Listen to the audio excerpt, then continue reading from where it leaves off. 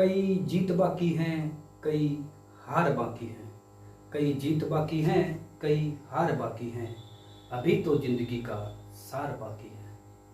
यहाँ से चले थे जिंदगी के नए सफ़र के लिए। यहाँ से चले थे जिंदगी के नए सफ़र के लिए।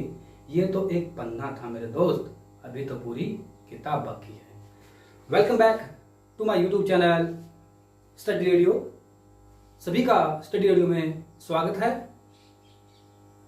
तो जैसा कि हमने पिछली क्लास में पढ़ा था, उसी कड़ी में आगे स्टार्ट करते हैं। क्लास स्टार्ट करने से पहले एक बार अपने यूट्यूब चैनल स्टडी रेडियो को सब्सक्राइब और लिंक को शेयर जरूर कर दें, ताकि और भी बच्चों को स्टडी रेडियो की क्लास के बारे में पता चले और भी बच्चों का फायदा हो। हमारा मेन मोटिव यही है कि सभी को समान शिक्षा मिले और जो बच्चे संसाधनों की वजह से शिक्षा के लिए वंचित रह जाते हैं, उनको भी कंपटीशन एग्जाम की तैयारी के लिए कुछ ना कुछ मैटर जरूर मिले। तो जैसा कि हमने पिछली क्लास में पढ़ा था, भारत की स्थिति और विस्तार के बारे में लगभग पूरा टॉपिक कवर कर लिया हमने। ऐसी कोई गुंजाइश नहीं बची कि भारत की स्थिति और विस्तार में कोई क्वेश्चन कंपटीशन एग्जाम में इस टॉपिक में जो हमने जो क्लास लगाई है उससे बाहर आए। लेकिन उसके बाद भी मेरे को लगा एक दो पॉइंट या एक दो क्वेश्चन और बचते हैं जो भारत की स्थिति और विस्तार के टॉपिक से बन सकते हैं। तो हमने कल पढ़ा था भारत की स्थिति। भारत का अक्षांशीय विस्तार बताया था मैंने आपको। अक्षांशीय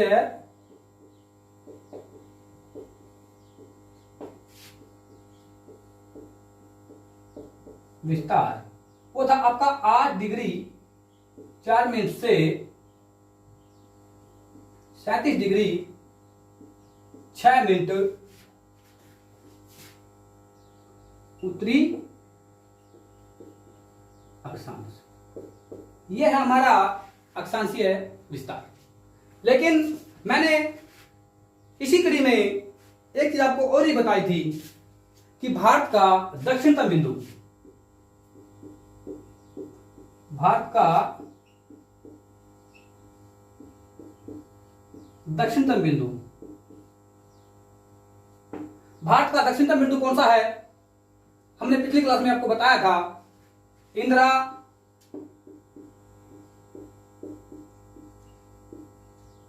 पॉइंट।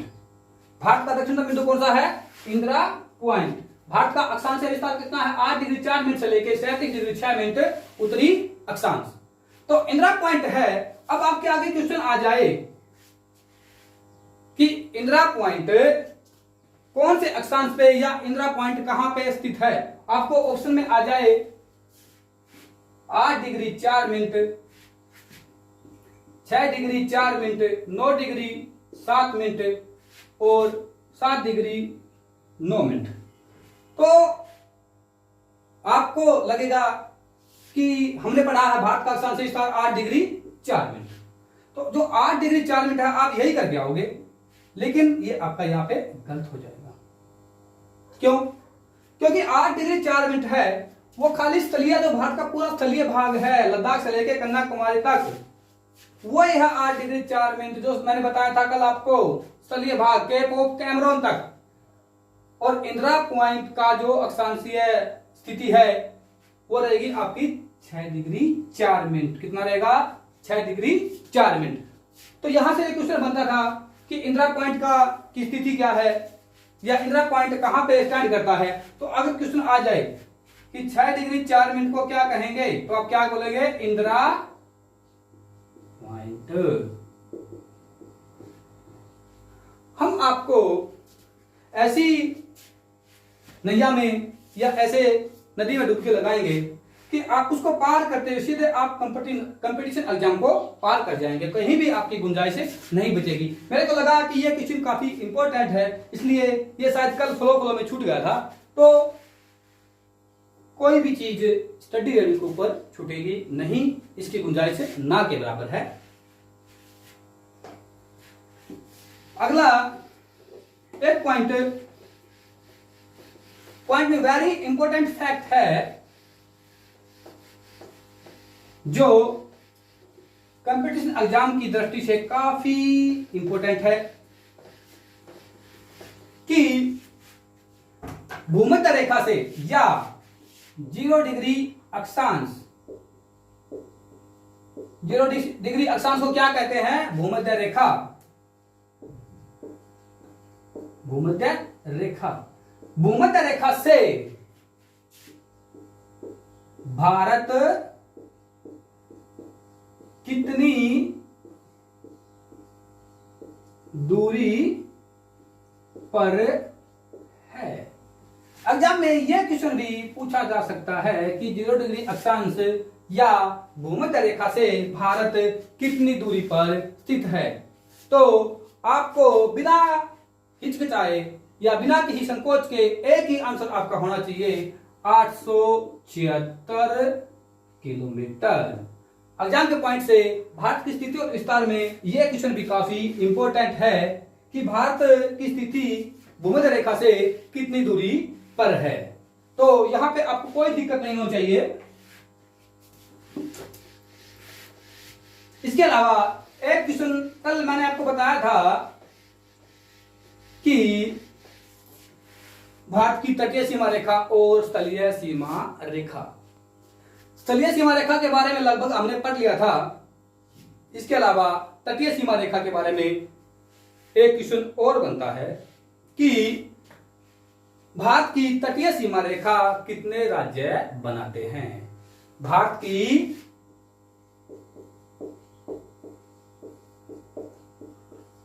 तटीय सीमा रेखा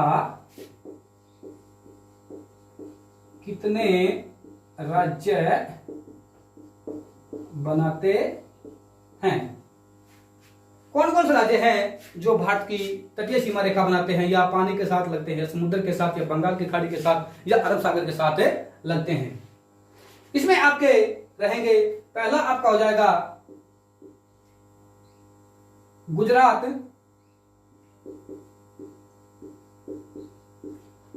महाराष्ट्र, गोवा, कर्नाटक, केरल, तमिलनाडु, आपका आंध्र प्रदेश, आंध्रा, उड़ीसा और पश्चिम बंगाल। क्या रहेगा आपका? पश्चिम बंगाल। 1 2 3 4 5 6 7 8 9 9 राज्य हैं जो भारत की तटीय सीमा रेखा बनाते हैं या जिनकी सीमा रेखा जलीय भाग से लगती है। कौन से हैं? गुजरात, महाराष्ट्र, गोवा, कर्नाटक, केरल, तमिलनाडु, आंध्रा, उड़ीसा और पश्चिम बंगाल। अगर ये राज्य आपको एक बार में याद नहीं होते हैं तो इसके लिए मैंने एक छोटी सी ट्रिक बनाई है, वो आप जरूर नोट डाउन कर ले या जरूर उसको याद कर ले। के की जीजी का एटीएम ओपी के पास। क्या आपका?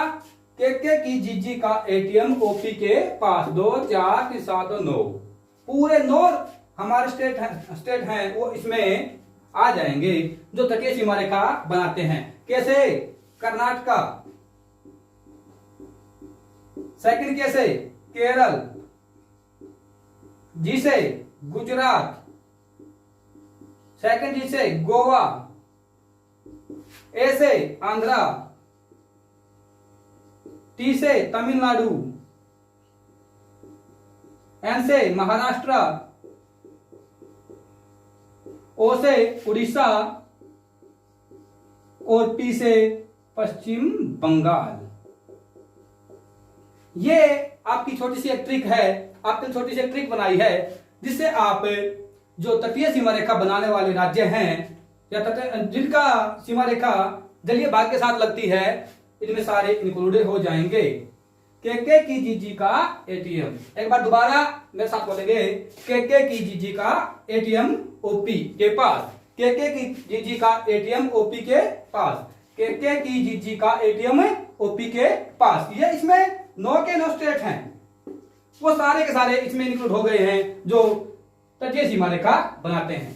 ये क्वेश्चन भी काफी एग्जाम की दृष्टि से काफी इंपॉर्टेंट था, इसलिए इसके लिए एक स्पेशल ट्रिक बनाई गई आपके लिए, ताकि आपको को इसको याद करने में कोई दिक्कत ना हो, कोई परेशानी ना हो। इसके अलावा 2 पॉइंट और हैं जो भारत की स्थिति और विस्तार में क्वेश्चन बन सकते हैं कि सबसे ज्यादा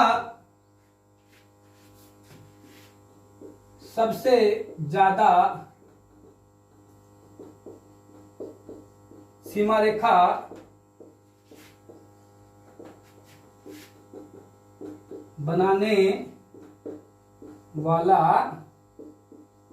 राज्य, सबसे ज्यादा सीमा रेखा बनाने वाला राज्य। एक बार मैप को अपने दिमाग में लेके आइए और याद करिए कि सबसे ज्यादा सीमा रेखा कौन सा राज्य बनाता है। हमारे बिल्कुल जो पश्चिमी राज्य है, बिल्कुल पश्चिमी राज्य कौन सा अपना? गुजरात।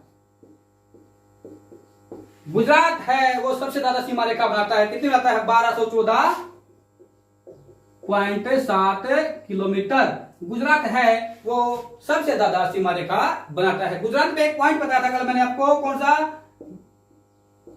गोहर मोता, जो क्या अपना पश्चिमतम बिंदु, पश्चिमतम बिंदु कौन सा अपना? गोहर मोता। ठीक है, तो सबसे ज्यादा सीमा रेखा बनाने वाला राज्य कौन सा अपना? गुजरात। इसके अलावा सबसे ज्यादा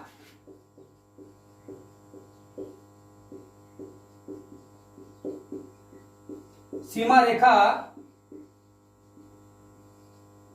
बनाने वाला केंद्र शासित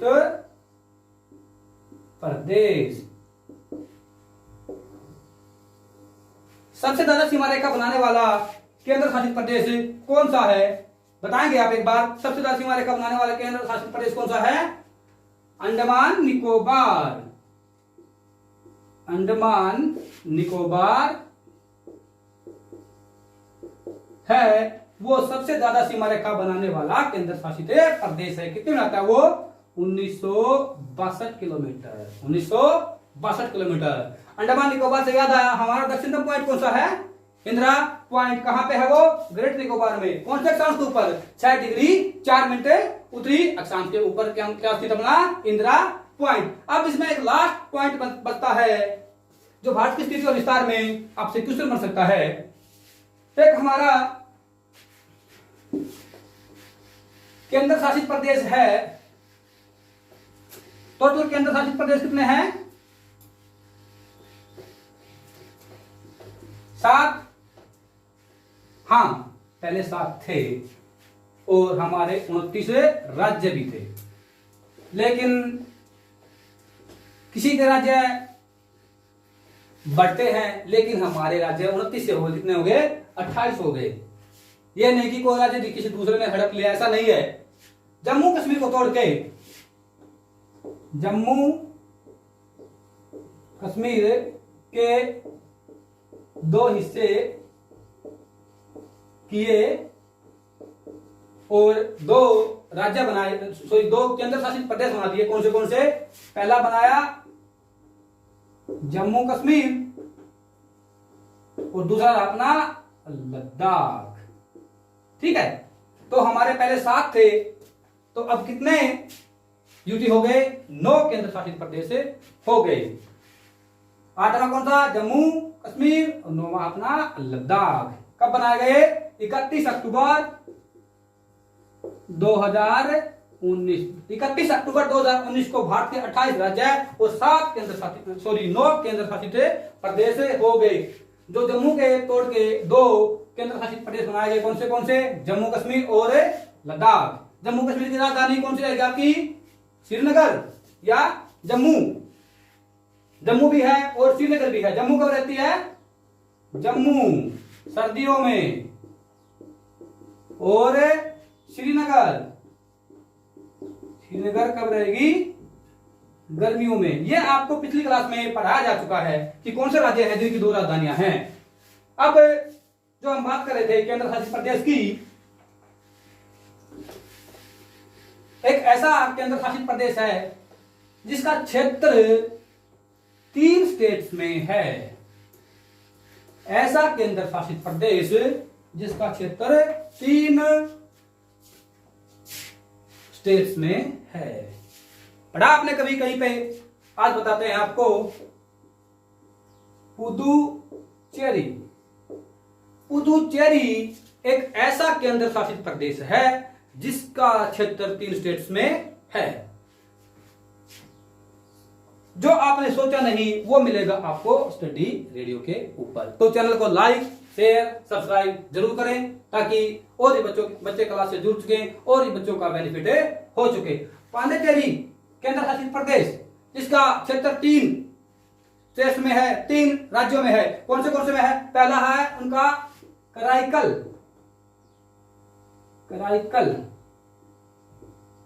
यनम और माहे। कराईकल है तमिलनाडु में,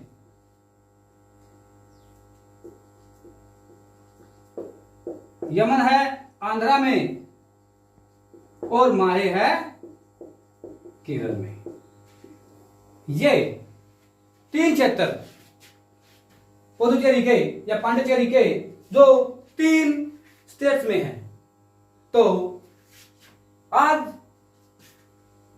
भारत और स्थिति की विस्तार या भारत की स्थिति और विस्तार का गेम ओवर हमने कर दिया है। इससे बाहर आपका कोई क्वेश्चन नहीं आएगा। तो अब हम स्टार्ट करते हैं आज की नई क्लास या नया टॉपिक। ये जो पिछली क्लास है उसमें थोड़ा सा मेरे को लगा कि ये क्वेश्चन भी बन सकते हैं। तो हम कोई भी ऐसी चीज या कोई भी ऐसे क्वेश्चन नहीं छोड़ेंगे जो एग्जाम के पॉइंट ऑफ व्यू से, आपके एग्जाम के पॉइंट ऑफ व्यू से इंपॉर्टेंट हो और हमें ना कराएं। तो सबसे पहले बात करते हैं आज के नए टॉपिक की। तो आज का आपका टॉपिक रहेगा, जो कल हमने टॉपिक किया था उसी कड़ी में एक कड़ी और जोड़ देते हैं। आपका टॉपिक रहेगा भारत के भू आकृति प्रदेश। भारत के भू आकृति प्रदेश, ठीक है। भू आकृति किसे कहेंगे हम? सबसे पहले हम चलते हैं वर्डिंग के ऊपर कि क्वेश्चन का आधा आंसर क्वेश्चन के अंदर ही छिपा हुआ होता है। भू आकृति प्रदेश, भू आकृति, भू प्लस आकृति मतलब भूमि से बनी हुई आकृति या स्थल भाग से बनी हुई आकृति क्या कहलाएगी? आपकी भू आकृति। भू आकृति प्रदेश पर्वत पठार या मैदान, पर्वत पठार या मैदान के आकार और विकास को ही क्या कहेंगे? मैं भू आकृति कहेंगे। पर्वत पठार और मैदान के आकार और विकास को क्या कहेंगे? भू आकृति।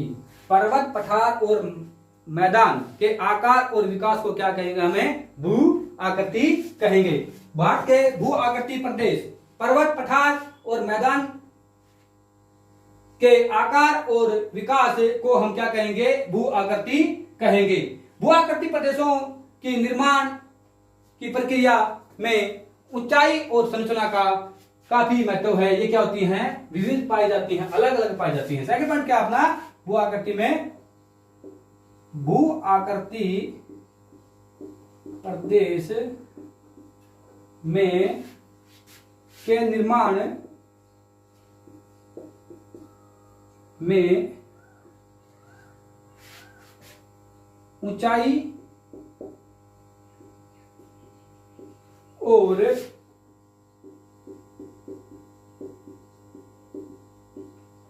संरचना में काफी विविधता पाई जाती है। तो पहला पॉइंट अपना भू-आकृति प्रदेश से कहेंगे जो भूप्रस्थ आकृति मतलब सतत रूप से बनी हुई आकृति को क्या कहेंगे? भू-आकृति कहेंगे। पर्वत पठार और मैदान के आकार और विकास को क्या कहते हैं? भू-आकृति प्रदेश कहते हैं। और भू-आकृति प्रदेश के निर्माण में ऊंचाई और संरचना का काफी विविधता संरचना में काफी विविधता पाई जाती है। आगे भू-आकृति प्रदेश में कौन से स्थल रूप हैं जिनको हम भू-आकृति प्रदेश में गिनते हैं, जिनकी गिनती भू-आकृति प्रदेशों में होती है।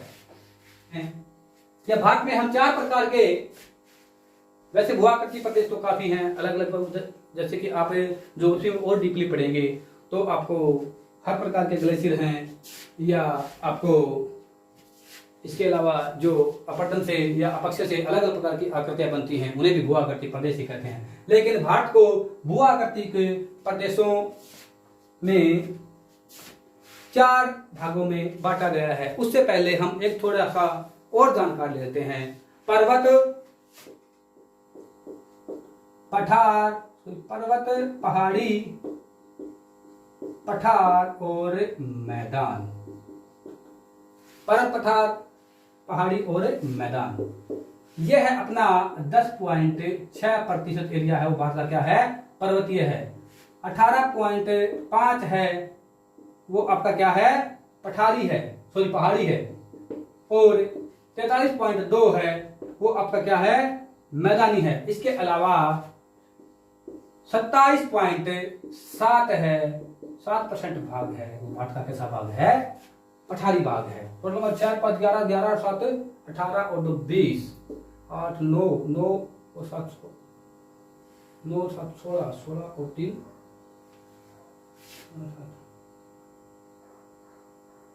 5 11.4 27.2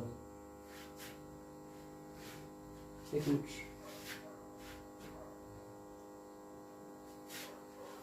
हो गया सॉरी यहाँ पे 2 आएगा ना, 8 2 10 10 7 17 17 और 3 20 2 2 3 4 6 और 4 10, ये आपका हो गया पूरा हो गया टोटल आपका 100%। ठीक है, तो भारत का पर्वतीय भाग भारत में कितना है? 10.6%। पठारी भाग भारत का कितना है? 18.5%। पठारी भाग सॉरी पहाड़ी भाग कितना आपका? 18.5%। पठारी भाग कितना आपका? 27.7%। और मैदानी भाग कितना है भारत का? 43.2%। यह है भारत के पर्वत पठार मैदान और पहाड़ जो अलग अलग जगह पे पाए जाते हैं और जिनका अलग अलग विस्तार है। पर्वतों का विस्तार कितना है? 10.6% हिस्से पे। पहाड़ों का कितना है? 18.5% हिस्सों पे। पठार का कितना है आपका? 27.7% हिस्से पे। और मैदान का कितना है? 43.2% हिस्से के ऊपर पाए जाते हैं। अब बात करते हैं भारत के भू-आकृति प्रदेशों के बारे में। हमारे मुख्य टॉपिक के ऊपर आते हैं अब भारत के भू-आकृति के प्रदेशों के बारे में। अगर हम सीधे स्टार्टिंग में सीधा टॉपिक के ऊपर आ जाएं तो जो बेसिक बातें हैं ये पीछे रह जाती हैं। और जब तक आपकी बेसिक बातें, जबकि आपकी कॉमन सेंस आपकी क्लियर नहीं होगी, जब तक आपका कॉन्सेप्ट क्लियर नहीं होगा, तब तक सीधा टॉपिक स्टार्ट करने का कोई फायदा नहीं है। क्योंकि जब तक बेसिक बातें ही याद नहीं, मैं आपको बोलूं पहाड़, मैं आपको बोलूं पर्वत कितने हिस्से पे है आपको नहीं पता, वहीं पे दिक्कत हो जाएगी। तो इसलिए थोड़ा मतलब एक बार बेस बना के फिर आगे चलते हैं। ऐसे डुबके लगाएंगे सीधा कॉम्पिटिटिव एग्जाम को फाड़ के जाएंगे। तो कोई भी बच्चा अब सिलेक्शन से नहीं छूटेगा, पढ़ाएंगे वही जो आपका एग्जाम में आएगा। एग्जाम में पूछेगा आपसे पर्वत ये भाग कितने हिस्से पे है? 10.6 के ऊपर आंख बंद करके बता दोगे।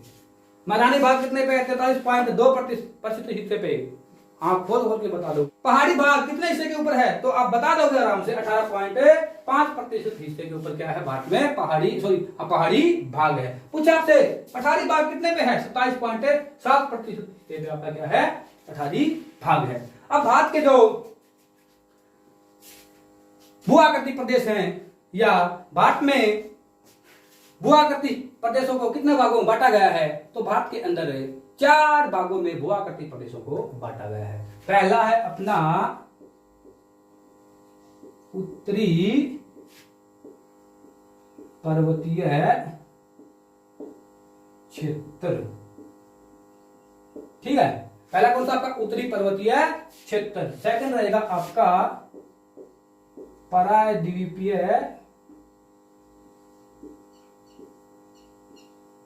पठार। थर्ड रहेगा आपका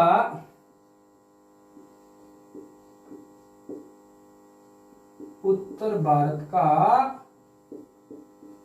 विशाल मैदान। चौथा रहेगा आपका तटवर्ती मैदान या क्षेत्र और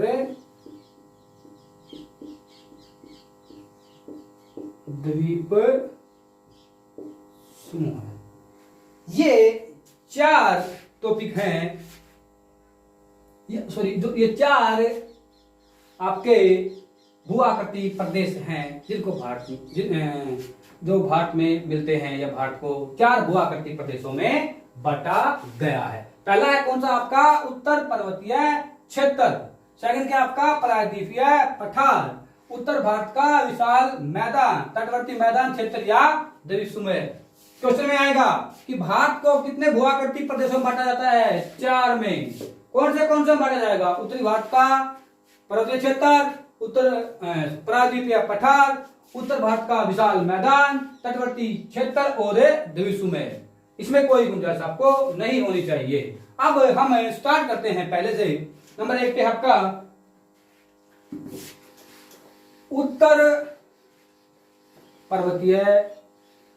उत्तरी पर्वतीय क्षेत्र या उत्तर का पर्वतीय क्षेत्र।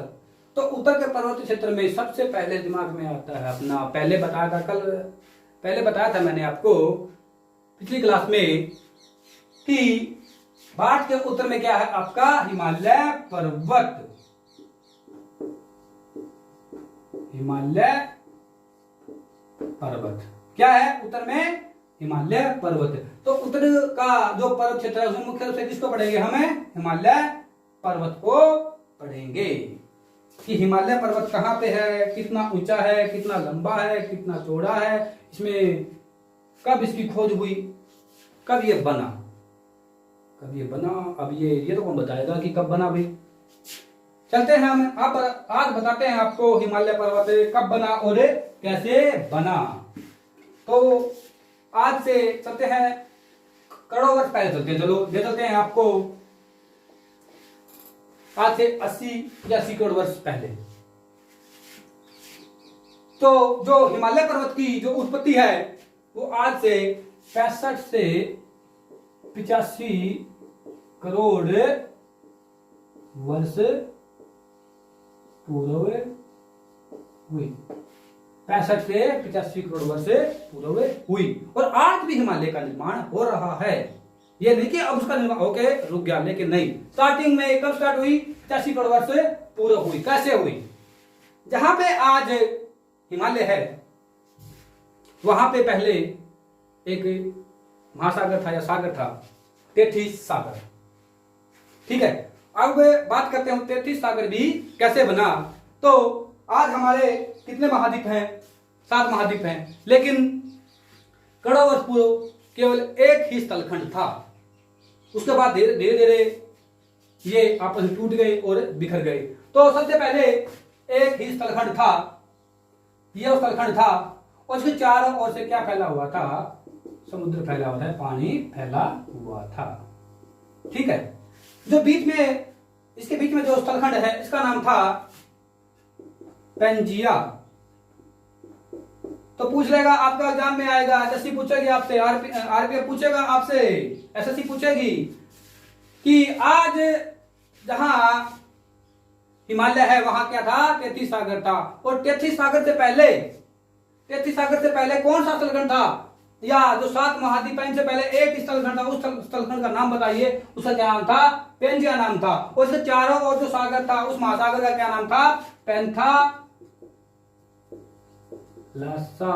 कई बार एग्जाम में दोनों पूछे गए हैं, काफी इंपॉर्टेंट हैं। स्थलखंड क्या था, पेंजिया, और जो आपका महासागर था वो क्या था आपका, पैंथालसा। ठीक है, तो यह एक स्थलखंड था। तो धीरे धीरे जैसे ही समय बीतता गया तो इसके 2 टुकड़े हो गए। यहां पे इसके 2 टुकड़े हम कर देते हैं। ठीक है, इसके 2 टुकड़े हो गए। चारों, इसका क्या रहेगा, पानी है, बीच में पानी हो गया। ऊपरी टुकड़े का नाम अंगारा लैंड या यूरेशिया,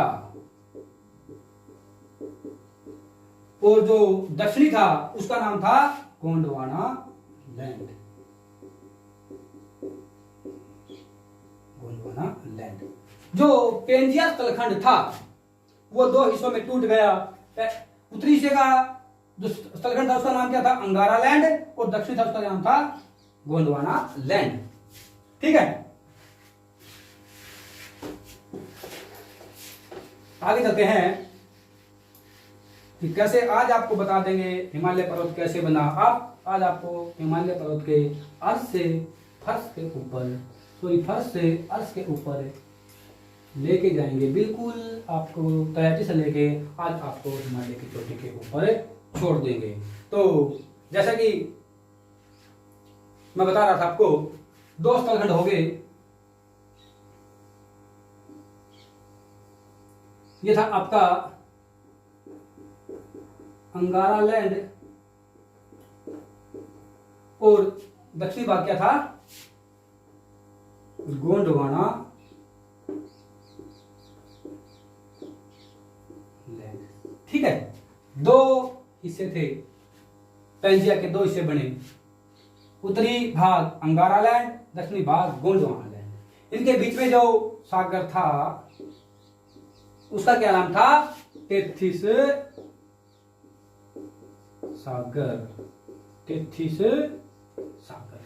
तो अंगारा लैंड और गोंडवाना लैंड के बीच में कौन सा सागर था, तेथिस सागर। अगर एग्जामिनर आपसे पूछ ले कि अंगारा लैंड और गोंडवाना लैंड के बीच में कौन सा सागर था, तो आपका क्या बताओगे आप, सीधा तेथिस सागर। ठीक है, तो जैसे जैसे समय बीतता गया इन दोनों के अवशेष, दोनों के अवसाद तेथिस सागर के अंदर जमा होते गए।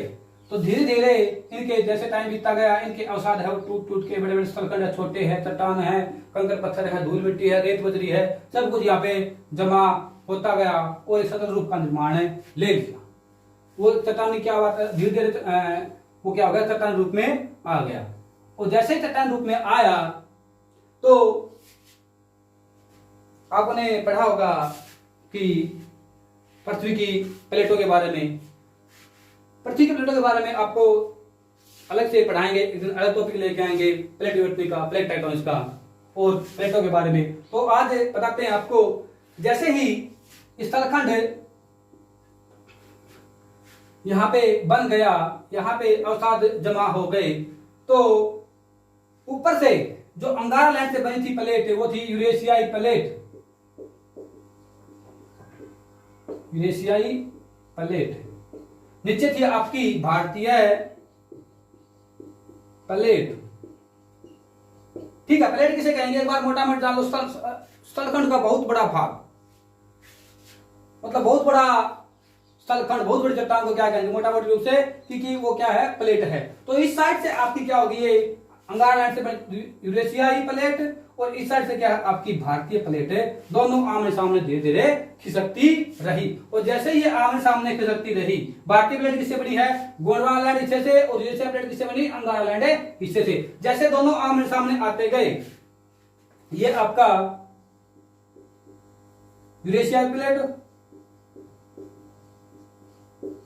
और इस साइड भारतीय प्लेट। ठीक है, जैसे जैसे आमने सामने मूवमेंट होती रही इनमें, तो ये क्या होगा, बिल्कुल एक दूसरे से टकरा गए। ठीक है, अंगारा लैंड और गोंडवाना लैंड क्या हो गया, आपस में टकरा गए। ये हिस्सा दोनों का आपस में टकरा गया। भारतीय प्लेट थी, उसका घनत्व ज्यादा था, तो उसने क्या किया, वो यूरेशियाई प्लेट के नीचे चली गई। जो जिसमें ताकत ज्यादा होगी वो दूसरे को पीछे धकाएगा। तो भारतीय प्लेट क्या थी, ज्यादा ताकतवर थी। इसमें क्या होगा, ये इसके नीचे गई और इसको पीछे की ओर, यूरेशिया प्लेट को पीछे की ओर खिसकाने लग गई। जैसे ही इसके ऊपर प्रेशर पड़ा, जैसे ही इसके ऊपर मतलब प्रेशर पड़ा, अभिसारी गति के कारण क्या क्या होगा, दोनों आपस की ओर टकराने लग गई। एक होती अभिसारी गति, एक होती अपसारी। अभिसारी किसे कहेंगे, अभी मतलब एक दूसरे के आमने सामने आना, अपसारी क्या होती है, एक दूसरे दूर जाना। तो इन दोनों के बीच में कौन सी गति काम की, कौन सी ऊर्जा काम की, अभिसारी। दोनों आमने सामने आई और ये भारतीय प्लेट इसके नीचे बैठ गई और इसको क्या होगा, इसको पीछे की ओर धकेल दिया। जैसे ही यूरेशिया प्लेट पीछे की ओर धकी, तो इसमें क्या होगा, वलन पड़ने स्टार्ट हो गए, फाल्ट पड़ने स्टार्ट हो गए, मोड़ पड़ने स्टार्ट हो गई। तो जैसे ये अपना अंगारा लैंड था, उसमें इस प्रकार के वेव बनने स्टार्ट हो गए और हिमालय पर्वत का निर्माण बंद होना शुरू हो गया। ठीक है, पता चला हिमालय पर्वत कैसे बना। गोंडवाना लैंड और अंगारा लैंड दो स्थलखंड थे, दोनों के बीच में कौन सा सागर था, तेथिस सागर। ठीक है, तेथिस सागर में गोंडवाना लैंड और अंगारा लैंड के अवसाद गिरते गए। कंकड़ पत्थर, रेत मिट्टी, बजरी, बड़ी बड़ी चट्टाने, शैलखंड इसके अंदर गिरते गए और जमा होते गए। और क्या होगा, ये इन्होंने एक स्वरूप धारण कर लिया। और जैसे ही यूरेशियाई प्लेट और भारतीय प्लेट अभिसारी गति के कारण दोनों आमने सामने की ओर खिसकने लग गई। जैसे दोनों के आसपास में आई तो क्या हो गया, जो भारतीय प्लेट थी वो ज्यादा भारी लगा लो, ज्यादा ताकतवर थी और या उसका घनत्व भी ज्यादा था, तो यूरेशिया प्लेट के नीचे चली गई और यूरेशिया प्लेट को पीछे धकेल दिया। जब स्थलखंड को यूरेशिया प्लेट को पीछे धकेला तो क्या हो गया, जो अंगारा लैंड है उसमें क्या हो गए, वलन पड़ने स्टार्ट हो गए। और जैसे ही वलन पड़ने स्टार्ट हो गए तो हिमालय पर्वत का निर्माण होना स्टार्ट हो गया। इन वलन की प्रक्रिया के फलस्वरूप ही क्या हो गया, हिमालय पर्वत का निर्माण होना शुरू हो गया।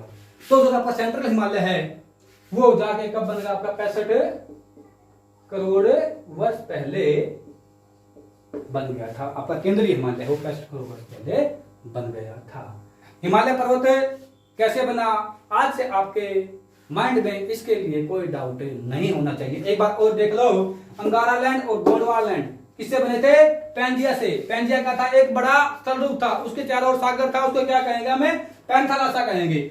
ठीक है, तो पैंजिया क्या है, पैंजिया दो भागों में टूट गया। एक हिस्सा क्या हो गया, अंगारा लैंड, एक हिस्सा क्या होगा, गोंडवाना लैंड। तो उत्तर का भाग था वो अंगारा लैंड, नीचे दक्षिण का भाग था वो क्या था, आपका गोंडवाना लैंड। दोनों के अवसाद तेथिस सागर में, दोनों के सागर था वो क्या था, तेथिस सागर। तेथिस सागर में दोनों के अवसाद गिरते रहे और स्थलरूप का निर्माण हो गया। जैसे ही भारतीय प्लेट और यूरेशियाई प्लेट क्या होती है, सतलखंड का बड़ा सा भाग। तो जैसे ही भारतीय प्लेट और यूरेशियाई प्लेट आमने सामने की ओर आई अभिसारी गति के कारण, तो क्या हो गया, अंगारा लैंड और गोंडवाना लैंड आपस में टकरा गए। और टकराते ही जैसे ही भारतीय प्लेट ज्यादा ताकतवर थी, उसका घनत्व ज्यादा था, यूरेशियाई प्लेट के नीचे चली गई। यूरेशियाई प्लेट के जाते ही यूरेशियाई प्लेट में क्या हो गया, वलन पड़ने स्टार्ट हो गए। और वलन जैसे ही वलन पड़ने स्टार्ट हो गए तो हिमालय पर्वत का निर्माण स्टार्ट हो गया, हिमालय पर्वत की उत्पत्ति हो गई। That's it. ये आपका हिमालय पर्वत का निर्माण शुरू हो गया। हिमालय पर्वत आपका बनके स्टार्ट हो गया और धीरे धीरे इसी वलन के फलस्वरूप ये जो वलन पड़ा, यूरेशियाई जो यूरेशिया प्लेट कौन सी थी आपकी, ऊपर की ओर थी। ऊपर की ओर कौन सा हिस्सा आपका, अंगारा लैंड। तो अंगारा लैंड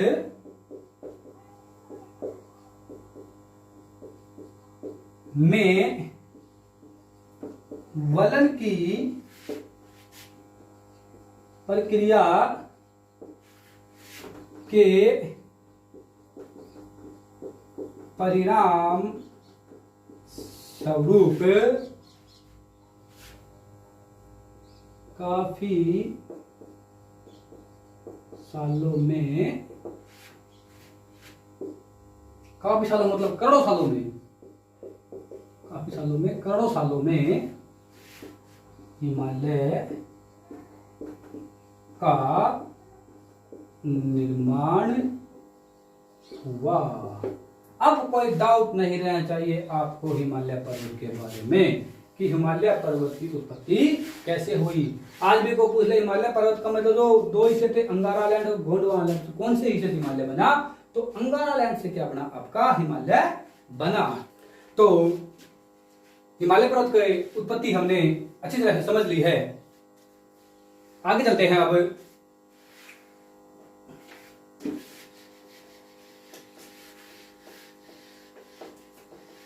हिमालय पर्वत,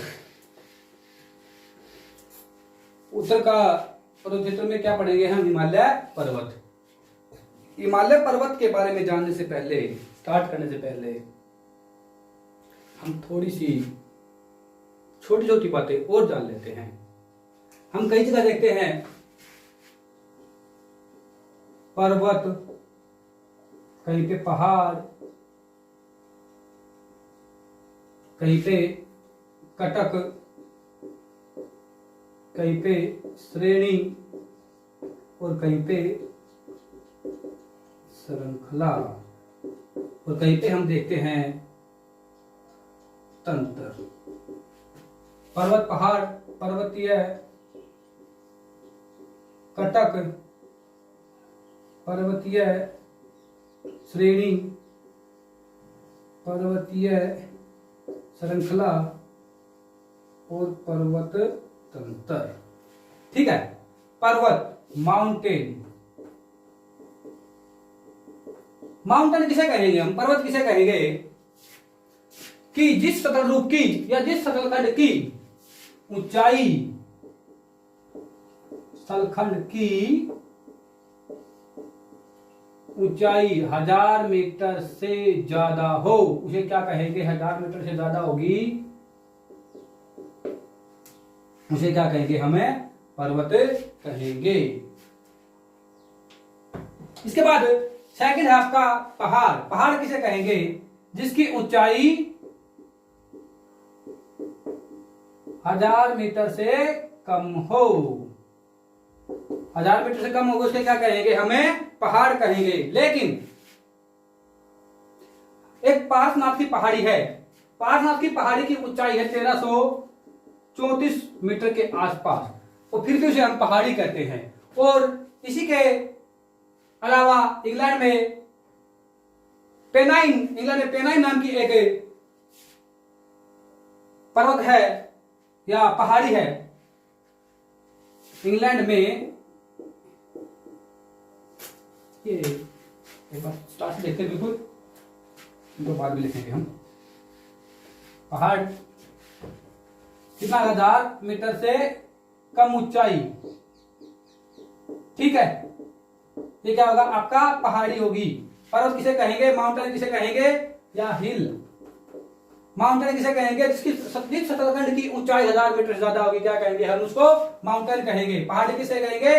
जिसकी ऊंचाई कितनी रहेगी? आपकी 1000 मीटर से कम रहेगी। लेकिन पार्श्वनाथ की जो भारत में एक पहाड़ी है, पार्श्वनाथ की पहाड़ी, उसकी पार्श्वनाथ, उसकी ऊंचाई है 1334 किलोमीटर। और इंग्लैंड में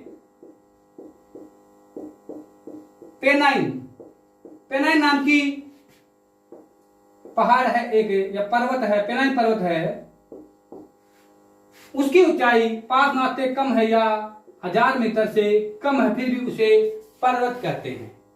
तो इस यहां से एक अपवाद सा बन गया कि पर्वत, अभी मैंने बताया कि 1000 मीटर से ज्यादा ऊंचाई होगी, वो क्या होगा? आपका पर्वत होगा। 1000 से कम होगी, वो आपकी क्या होगी? पहाड़ी होगी। लेकिन पार्श्वनाथ की जो पहाड़ी है उसकी ऊंचाई 1334 किलोमीटर है, फिर भी क्या है? उसे हम पहाड़ी कहते हैं। इंग्लैंड में पेनाइन पर्वत है, 1000 मीटर से कम है, फिर भी उसे हम क्या कहते हैं? पर्वत कहते हैं। तो आज अच्छे से जान लीजिए, सीख लीजिए कि पर्वत और पहाड़ की परिभाषा क्या है। तो देखिए, जिस सतलखंड की ऊंचाई, सतलखंड समुद्र तल से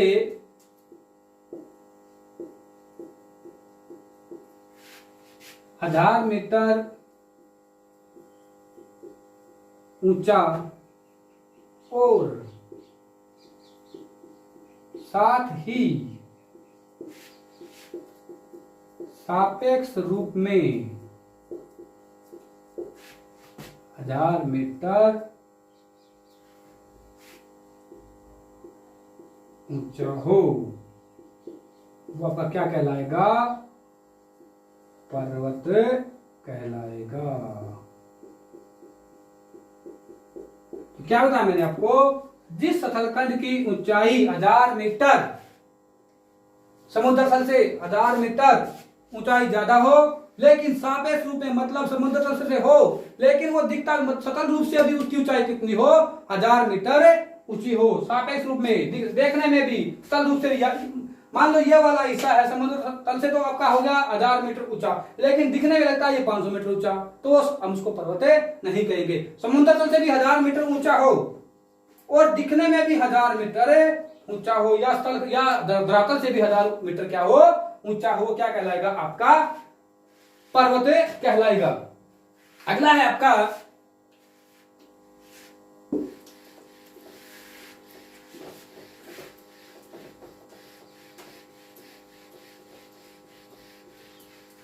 पर्वतीय कटक या माउंटेन रिज। किसे कहेंगे? संकरे और नुकीले, संकरे और नुकीले समानांतर पर्वत को क्या कहेंगे? संकरे और नुकीले, मतलब काफी खड़ा हो और पैना खड़ा हो और नुकीला भी हो, उसे क्या कहेंगे? और लंबे दूर तक समानांतर, उसे क्या कहेंगे? हमें माउंटेन रिज या पर्वतीय कटक कहेंगे। इसके अलावा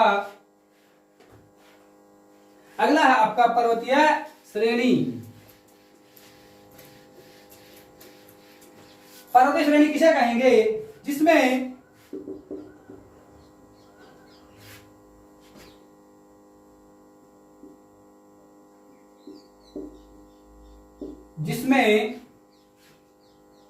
कई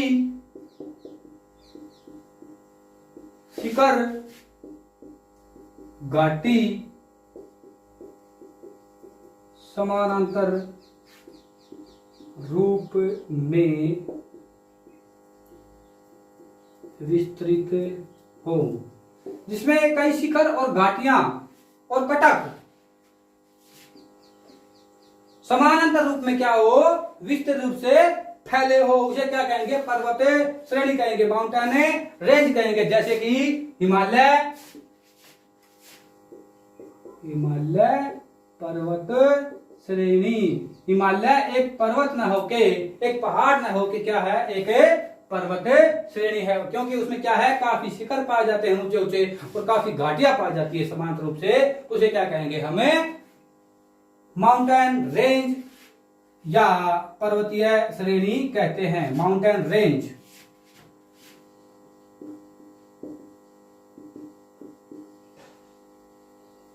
ठीक है। अगला आपका पर्वतीय श्रृंखला।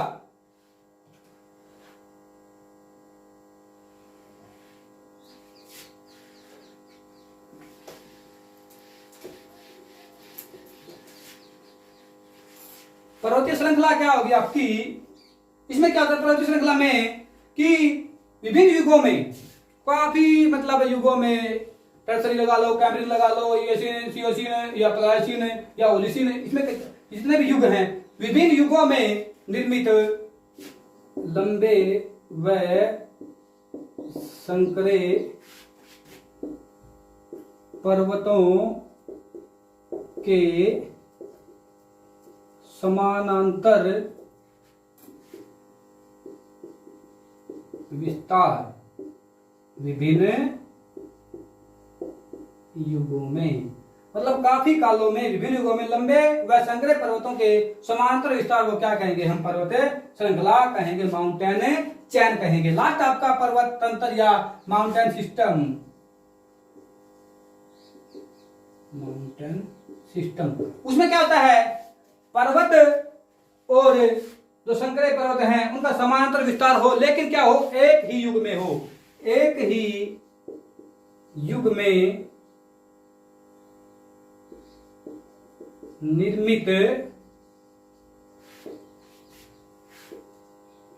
पर्वतों का समानांतर विस्तार।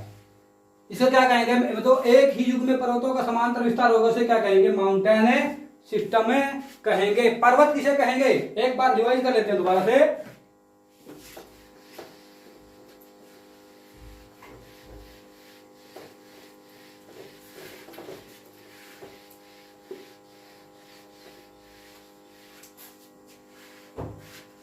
पर्वत,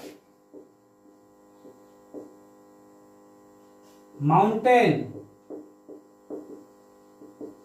पहाड़ी, हिल्स, कटक पर्वतीय कटक,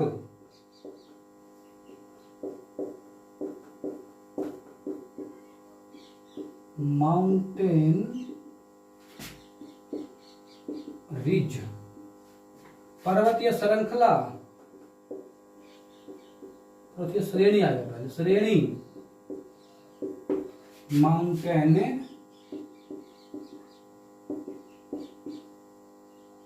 रेंज पर्वतीय श्रृंखला, माउंटेन चैन पर्वतीय तंत्र, माउंटेन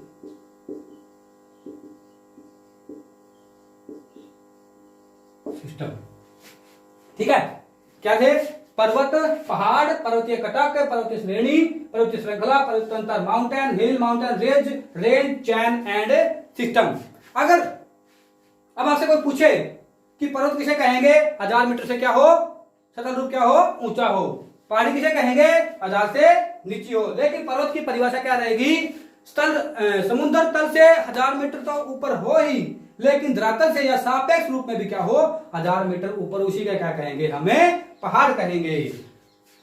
समुद्र तल से 1000 मीटर ऊपर हो और धरातल से भी सापेक्ष रूप में भी 1000 मीटर ऊंचा होगा, उसे क्या कहेंगे, हमें पर्वत कहेंगे। पहाड़ किसे कहेंगे, 1000 मीटर नीचा हो। इसका उदाहरण क्या है आपका, पार्श्वनाथ की पहाड़ी, जिसकी ऊंचाई कितनी है, 1334 किलोमीटर, फिर भी इसको क्या बोलते हैं, पहाड़ी बोलते हैं। और इंग्लैंड में जो पेनाइन पर्वत है उसकी ऊंचाई 1000 मीटर से कम है, फिर उसे क्या बोलते हैं, पहाड़ बोलते हैं। क्यों, क्योंकि वो सापेक्ष रूप में क्या है, 1000 मीटर ऊंचा दिख रहा है। और जो पार्श्वनाथ की पहाड़ी वो सापेक्ष रूप में धरातल से क्या है, 1000 मीटर नीचे है। रेंज किसे, माउंटेन रिज किसे कहेंगे, समांतर रूप से नुकीले व संकरे पर्वत को क्या कहेंगे, नुकीले व संकरे पर्वत जो समांतर रूप से फैला हुआ है, ऐसे मतलब ये लगा लो, ऐसे कोई नुकीले रूप से मतलब वो समांतर रूप से फैला, उसे क्या कहेंगे, रिज कहेंगे। रेंज किसे कहेंगे, इसमें अनेक क्या पाए जाए, आपके शिखर पाए जाए और कटक पाए जाए, घाटियां पाए जाए, उसे क्या कहेंगे, रेंज कहेंगे, जैसे कि हिमालयन रेंज। चैन कैसे कहेंगे, विभिन्न युगों में निर्मित पर्वतीय तंत्र, विभिन्न युगों में निर्मित क्या आपके समांतर रूप से पर्वत, समांतर रूप से जो पर्वत है जिनका निर्माण विभिन्न युगों में होता है, उसे क्या कहेंगे, माउंटेन चैन कहेंगे। और माउंटेन सिस्टम किसे कहेंगे, जो एक ही युग में जिनका निर्माण हो, एक ही युग में समांतर पर्वत का निर्माण, उसे क्या कहेंगे, हमें माउंटेन सिस्टम कहेंगे। तो एक बार चैनल को सब्सक्राइब और लिंक को शेयर जरूर कर दें और लाइक कर दें, ताकि और भी बच्चे इससे जुड़ सके। आगे अपनी क्लास जारी रखते हैं। इसी क्रम में हम पढ़ रहे थे हिमालय पर्वत, तो स्टार्ट करते हैं हिमालय पर्वत।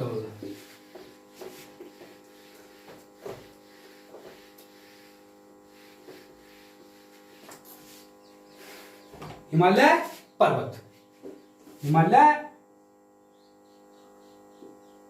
पर्वत है या हिमालय पर्वत श्रेणी, हिमालय पर्वत श्रेणी अभी आपको बताया था, जिसमें समांतर रूप से कटक हो, शिखर हो और घाटियों से क्या कहेंगे, पर्वत श्रेणी कहेंगे।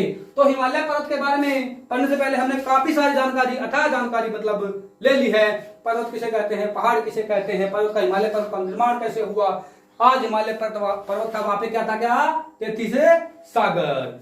हिमालय पर्वत का निर्माण कौन सी प्लेट से हुआ था, यूरेशियाई प्लेट से या अंगारा लैंड से। क्यों हुआ था, भारतीय प्लेट काफी हैवी थी, वो उसके नीचे बैठ गई, उसका घनत्व ज्यादा था, वो उसको क्या कर दिया, फोल्ड कर दिया। ओ ठीक है, तो बात करते हैं हिमालय पर्वत की।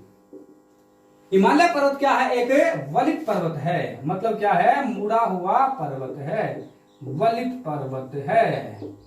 सेकंड पॉइंट क्या है, ये एक नवीन, बिल्कुल नया पर्वत है, नवीन पर्वत है।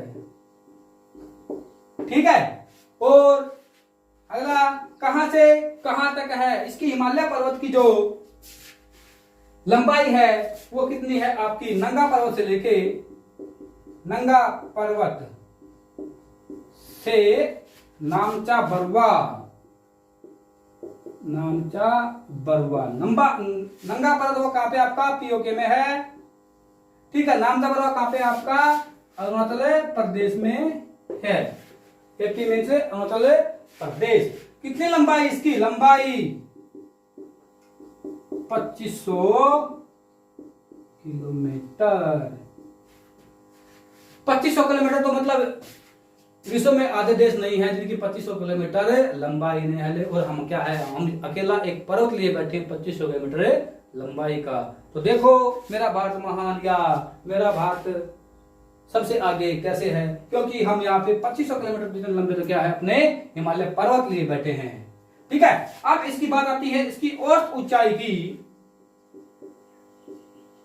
औसत ऊंचाई है हिमालय पर्वत की 6000 मीटर। अगर मैं ऊंचाई की बात करूं, कहीं किलोमीटर लिख दो तो आप मीटर समझ लेना, गलती से कोई मतलब मीटर की 10 किलोमीटर लिखा जा सकता है, तो आप मीटर ही, ऊंचाई में हमेशा क्या रहेगा, मीटर रहेगा। ठीक है, इसकी चौड़ाई कितनी है, चौड़ाई है 150 से लेके 500 मीटर, 9 किलोमीटर। खाली ऊंचाई पे मीटर आएगा। तो हिमालय क्या है, एक नवीन पर्वत है, वलित पर्वत है। इसकी ये कहां से कहां तक है, नंगा पर्वत से लेके नामचा पर्वत तक कहां तक फैला हुआ है। लंबाई कितनी है, 2500 किलोमीटर है। औसत ऊंचाई कितनी है, 6000 मीटर है। और जो इसकी चौड़ाई है ये कितनी है, 150 से लेके 150 से लेके 500 मीटर तक है। इसके अलावा इसकी आकृति कैसी है, आकृति है इसकी, आकृति है चापाकार, चापाकार, तलवार की भांति आकृति है, तलवार की भांति चापाकार आकृति है। ठीक है, हिमालय पर्वत के बारे में अब हमने शुरू कर दिया है नया खेल। हिमालय पर्वत कैसा पर्वत है, वलित पर्वत है, नवीन पर्वत है। कहां से कहां तक है, नंगा पर्वत से लेके नामचा पर्वत तक। नंगा पर्वत कहां पे है, नंगा पर्वत कहां पे है, पीओके में है। और नामचा पर्वत कहां पे है, आंध्र प्रदेश में है। ऊंचाई कितनी है इसकी, 6000 मीटर। लंबाई कितनी है, 2500 मीटर। चौड़ाई कितनी है, 150 मीटर। और इसके उत्तर में क्या है, एक विशाल गंगा का मैदान है। उत्तर में क्या है, विशाल गंगा का मैदान। और सॉरी, उत्तर में क्या है, दक्षिण में है विशाल गंगा का मैदान। और उत्तर में क्या है, पामीर की गांठ है। और हिमालय पर्वत और गंगा के मैदान को जो अलग करता है,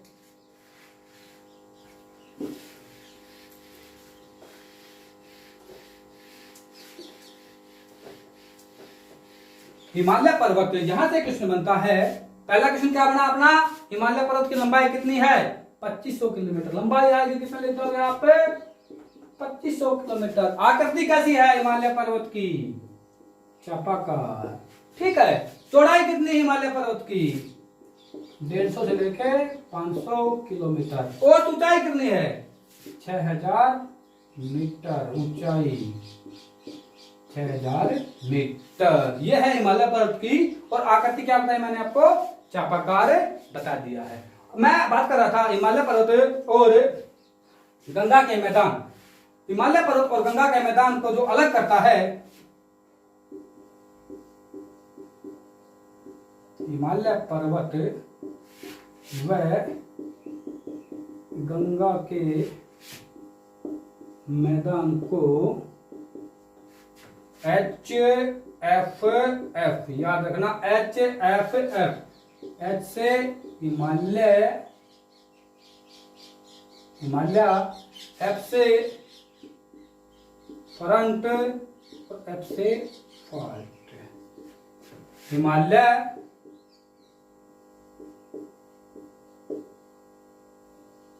अग्र भ्रंश, ठीक है।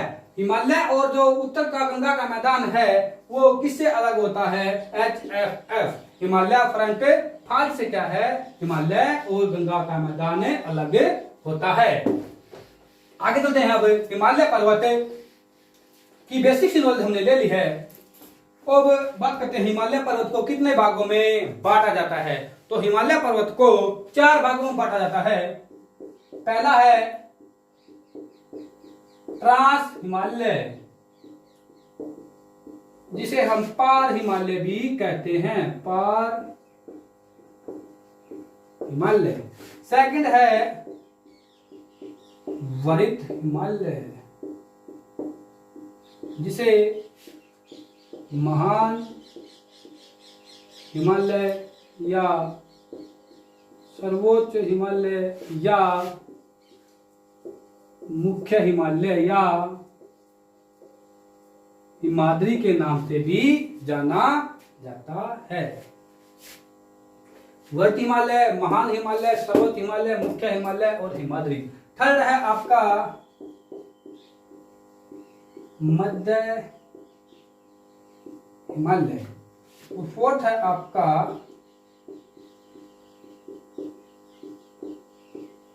शिवालिक, ठीक है।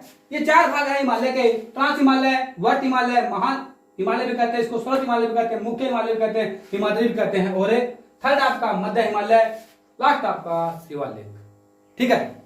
इन चारों को, हिमालय के 4 भाग हैं, इनको पढ़ेंगे हम अगली क्लास में। तो तब तक के लिए जुड़े रहिए स्टडी चैनल से, स्टडी रेडियो से, और सब्सक्राइब करें और लिंक को शेयर जरूर कर दें। जब भी आपको नॉलेज का डोज चाहिए तो स्टडी रेडियो को ऑन कर लीजिए। जब भी ये रेडियो चलेगा आपको स्टडी का डोज मिलेगा। Thank you.